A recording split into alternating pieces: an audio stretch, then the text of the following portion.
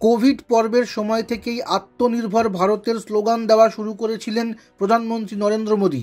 তারপর ক্রমে সেই স্লোগানকে 2024-এর লক্ষ্যে ভোটের স্লোগানে পরিণত করেছে বিজেপি।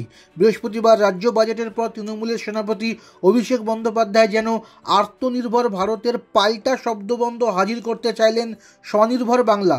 বৃহস্পতিবার অভিষেক টুইটার হ্যান্ডেলে পোস্ট করে লিখেছেন, আমাদের মা বোন এবং গরিব মানুষের হাত শক্ত করে আমরা স্বনির্ভর বাংলার দিকে অগ্রসর হচ্ছি। বৃহস্পতিবারই রাজ্য বাজেটে লক্ষ্মীর ভাণ্ডার প্রকল্পে টাকার পরিমাণ বৃদ্ধি করার কথা ঘোষণা করা হয়েছে। এখন সাধারণ শ্রেণীর মহিলারা এই প্রকল্পে মাসে 500 টাকা পান, অনগ্রসর শ্রেণীর মহিলারা পান মাসে 1000 টাকা।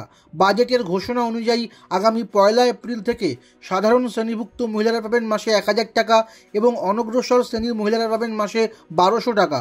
পাশাপাশি কর্মশ্রী নামে নতুন একটি প্রকল্প ঘোষণা করা হয়েছে বাজেটে, যে প্রকল্পে জব কার্ড থাকা শ্রমিকেরা বছরে 50 দিন কাজ পাবে।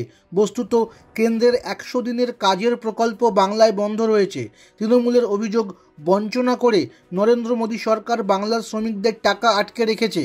ইতিমধ্যেই মমতা বন্দ্যোপাধ্যায় ঘোষণা করেছেন, কেন্দ্র টাকা না দিলেও 100 দিনের কাজ প্রকল্পের 21 লক্ষ শ্রমিকের বকেয়া মজুরি 21শে ফেব্রুয়ারি রাজ্য সরকার মিটিয়ে দেবে। অভিষেক পোস্টে লিখেছেন, ডাবল ইঞ্জিন সরকারের চেয়ে বাংলার সিঙ্গেল ইঞ্জিন সরকার বেশি ক্ষমতাশীল।